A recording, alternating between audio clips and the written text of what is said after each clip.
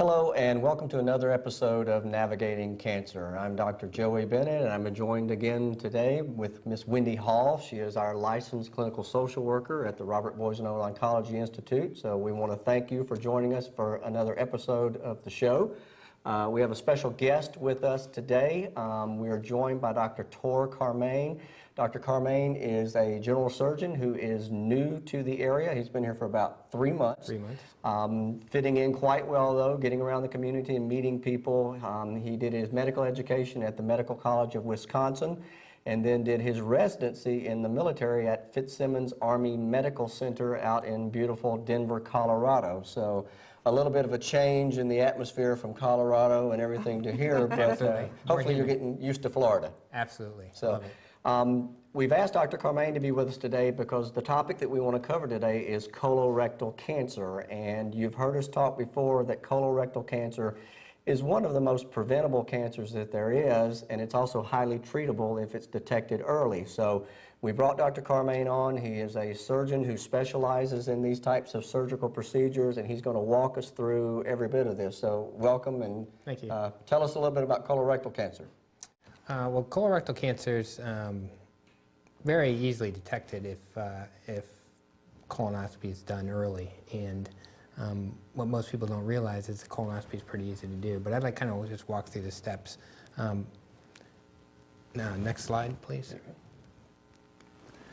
So typically, colorectal carcinoma starts as a polyp. And a polyp is an abnormal benign growth of the colon that can lead to cancer. When found early, you can easily take them off during a colonoscopy without any surgical procedure. They're very common. Probably 50% of colonoscopies will find some type of polyp. And the types of polyps that we typically see are hyperplastic and adenomatous. Now, hyperplastic polyps typically don't grow into cancers, but it's the adenomatous ones that we're concerned about. And I mean, we've talked before about screening, and there's been a lot of controversy lately about PSA screening and controversy about mammogram screening. There is absolutely no controversy about screening for colon cancer. Absolutely none. None, and so hopefully the federal government won't come out and say that that is the case. So absolutely none. As we go a little bit further into it, you can show us the next slide, and we can talk a little bit more about the risk factors, kind of explain some of those to us. Well, I found this interesting. It's always, genetics is probably the #1 cause for getting colorectal carcinoma, and you can't really change your genes. You can't go out and get new genes. But there are some other things that you can do, and I found it interesting that excessive alcohol use greater than 3 drinks a day can increase your risk. Cigarette smoking and obesity. So those are the 3 things we always harp on our patients. You know, don't smoke, don't drink too much, and try to lose some weight, and that can cut down your risk by doing those things. And I think it's a lot like other cancers that we've dealt with and we've talked about beforehand. Lifestyle makes a big difference. I mean, you want to eat correctly, and I know we'll get into some of that a little bit. You want to exercise, maintain a good body weight. We'll look at the next slide, and we'll talk about the ways that you can decrease it. Physical activity, and that probably has to do, it probably has a combination to do with losing weight, but people who are physically active have about a 24% decrease in colorectal carcinoma.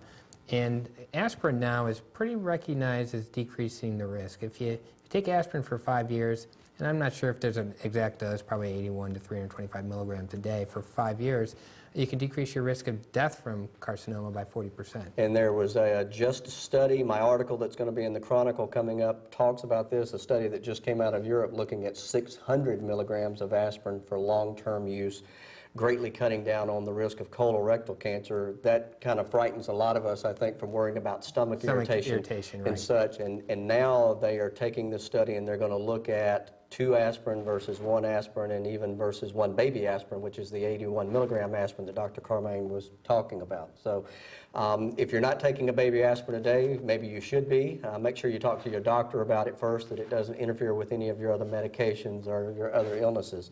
Let me ask you a question. So if you are genetically inclined with colon cancer, then you might really want to think about the aspirin. Yes. Because I didn't know that, so that's new to me. I don't know about the people at home. Probably half the colorectal cancers aren't genetically predispositioned, and they should probably be on it too. Really? Okay. Because they don't know. You don't know what's going on in your genetics all the time, so. Yep. There are certain signs when you look at colorectal cancers. There are certain things that people should be on the lookout for. Talk to us about those. Well, I think the #1 sign is that there are no signs. And so if you don't have any signs, doesn't mean that you shouldn't go out and get a colonoscopy. It doesn't mean you don't have to be concerned, because most people who have early carcinomas don't realize they have them. And there's even people who present with metastatic disease that never really had any signs. But the number one thing to look for is if you have any rectal bleeding, that needs to be investigated. And if you haven't had a colonoscopy, that probably needs to be done. And I don't, really, at any age over 20, I would say. I've seen colon cancer as early as 21. That's the youngest I've seen, but they go lower. Well, and I think that, the screening recommendations typically say to start at the age of 50 if there's not a family history, and it's Right. because most of them are beyond the age of 50. But you certainly would not want to sit here and have rectal bleeding and say, I'm 35 years old. It's not, Exactly. It's a hemorrhoid or something. It needs to be looked into. It needs to be looked into, absolutely. So let's talk about probably the best way that we can go ahead and look at these cancers. We know that there are several different screening tools that are out there, and I've spoken many times beforehand about the different things that can be done as far as sigmoidoscopies, which is a short scope. There's stool guaiac tests where you just check for blood in the stool. There is now a virtual CT scan where you literally can go in, have a CAT scan done, and if they see a polyp, they can tell you about it. I think the gold standard is the colonoscopy, and we'll talk about that in a little bit, but I think that I like to try to address to people why I don't think the other tests are necessarily the best ones. Well, stool guaiacs, they're just checking for blood. Right. And you can have a million reasons to have blood. There's false positive on food you eat. If you eat raw meat, it can turn positive. If you're on a baby aspirin or aspirin a day, or just took a couple Motrins, they can turn that positive. And so they're really inaccurate. And if they are positive, you're going to get a colonoscopy. Right. And if they're negative, doesn't mean you don't have anything. Right.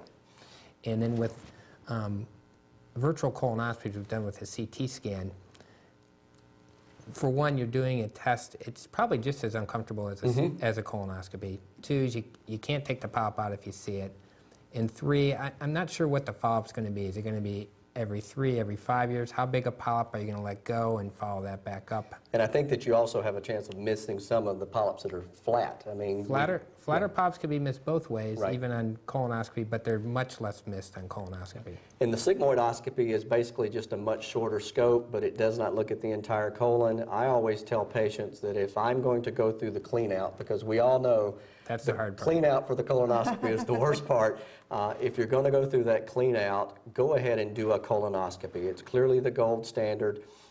If you clean out and do the CT and they find a polyp on the CT, you're going to be cleaning out next week so that you can then go have a colonoscopy done to take the polyp out. So we hope that you enjoyed the first segment. We're going to take a quick break, and we'll be right back, and we'll talk more about the colonoscopy.